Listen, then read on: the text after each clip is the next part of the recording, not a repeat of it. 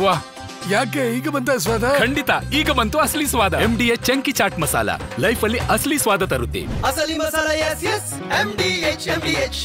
ರಾಜಧಾನಿ ಬೆಂಗಳೂರು ಈಗ ಮತ್ತೆ ಅಂತಾರಾಷ್ಟ್ರೀಯ ಮಟ್ಟದಲ್ಲಿ ಗುಂಡಿ ವಿಚಾರಕ್ಕೆ ಸದ್ದು ಮಾಡ್ತಾ ಇದೆ.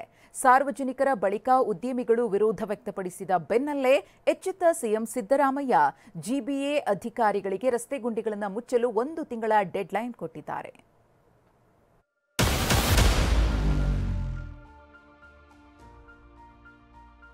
ಅವರಿಗೆ ವಾರ್ನಿಂಗ್ ಕೊಟ್ಟಿದ್ದೀವಿ.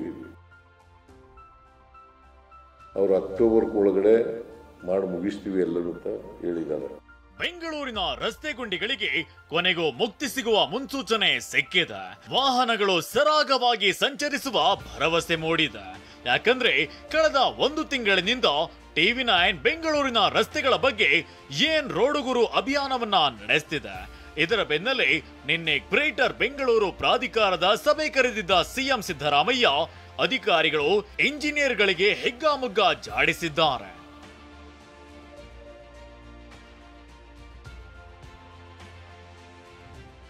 ರಸ್ತೆ ಗುಂಡಿ ಮುಚ್ಚಲು ಅಕ್ಟೋಬರ್ 30 ಡೆಡ್ಲೈನ್. 2 ಸಭೆ ನಡೆಸ್ತೇನೆ, ಗುಂಡಿ ಮುಚ್ಚದಿದ್ರೆ ಸಸ್ಪೆಂಡ್ ಎಂದ ಸಿಎಂ. ಬೆಂಗಳೂರಿನ ರಸ್ತೆ ಗುಂಡಿಗಳ ಬಗ್ಗೆ ಅಧಿಕಾರಿಗಳನ್ನ ತೀವ್ರ ತರಾಟೆಗೆ ತೆಗೆದುಕೊಂಡ ಸಿಎಂ ಸಿದ್ದರಾಮಯ್ಯ ಗುಂಡಿ ಮುಚ್ಚಲು 40 ದಿನಗಳ ಡೆಡ್ಲೈನ್ ನೀಡಿದ್ದಾರೆ. ಅಕ್ಟೋಬರ್ 30ರ ಒಳಗೆ ಎಲ್ಲ ಗುಂಡಿ ಮುಚ್ಚಬೇಕು. 15 ದಿನಗಳ ಬಳಿಕ ಮತ್ತೆ ಸಭೆ ನಡೆಸ್ತೇನೆ. ಈ ಬಗ್ಗೆ ಮಾಹಿತಿ ಪಡಿತೇನೆ. ನೀವೇನ್ ಕೆಲಸ ಮಾಡಿದ್ದೀರಿ ನೋಡ್ತೇನೆ ಅಂತ ಸಿಎಂ ಖಾರವಾಗಿ ಹೇಳಿದ್ದಾರೆ.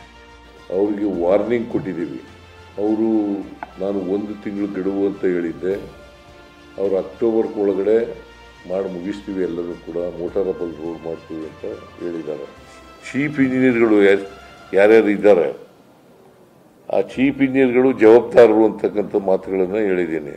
ನೀವು ರಸ್ತೆಗಳು ಗುಂಡಿ ಬಿದ್ದರೆ ಅದು ಮುಚ್ಚದೆ ಹೋದರೆ ಚೀಫ್ ಇಂಜಿನಿಯರ್ಗಳು ಜವಾಬ್ದಾರರು ಅಂತಕ್ಕಂಥ ಮಾತುಗಳನ್ನು ಹೇಳಿದ್ದೀನಿ. ಎಲ್ಲರೂ ಕೂಡ ಫೀಲ್ಡ್ ಮೇಲೆ ಇರಬೇಕು. ಕಮಿಷನರ್ಗಳು ಇರಬೇಕು, ಚೀಫ್ ಇಂಜಿನಿಯರ್ಗಳು ಇರಬೇಕು, ಸೂಪರಿಂಟೆಂಡೆಂಟ್ ಇಂಜಿನಿಯರ್ಗಳು ಇರಬೇಕು, ಎಕ್ಸಿಕ್ಯೂಟಿವ್ ಇಂಜಿನಿಯರ್ಗಳು ಇರಬೇಕು. ಫೀಲ್ಡ್ ಮೇಲೆ ಇರಬೇಕು. ಸೂಪರ್ವೈಸ್ ಮಾಡದೆ ಹೋದ್ರೆ ಕೆಲಸ ಆಗಲ್ಲ.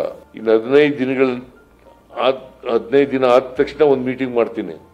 ಎಷ್ಟು ಪ್ರೋಗ್ರೆಸ್ ಆಗಿದೆ, ಎಷ್ಟು ಕ್ವಾಲಿಟಿ ರಸ್ತೆಗಳಾಗಿದ್ದಾವೆ, ಮೋಟಾರಬಲ್ ರಸ್ತೆ, ಮತ್ತು ಗುಂಡಿಗಳು ಯಾವ ರೀತಿ ಮುಚ್ಚಿದ್ದಾರೆ, ಎಷ್ಟು ಗುಂಡಿಗಳು ಮುಚ್ಚಿದ್ದಾರೆ, ಇನ್ನೂ ಎಷ್ಟು ಗುಂಡಿಗಳಿದ್ದಾವೆ. 1 ತಿಂಗಳಲ್ಲಿ 2 ಮೀಟಿಂಗ್ಗಳು ಮಾಡ್ತೀನಿ. ಇನ್ನು ಸಭೆಯಲ್ಲೂ ಸಿಎಂ ಗರಂ ಆಗಿದ್ರು. ಅಧಿಕಾರಿಗಳ ಮೇಲೆ ಕೆಂಡಾಮಂಡಲವಾಗಿದ್ರು.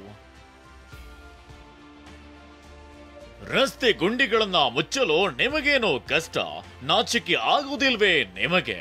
ಮುಚ್ಚಿರುವ ಗುಂಡಿಗಳು ನೆಟ್ಟಗಿಲ್ಲ, ಜನರ ಕಷ್ಟ ಗೊತ್ತಾಗಲ್ವಾ? ನಿಮ್ಮಿಂದ ಸರ್ಕಾರಕ್ಕೆ ಕೆಟ್ಟ ಹೆಸರು.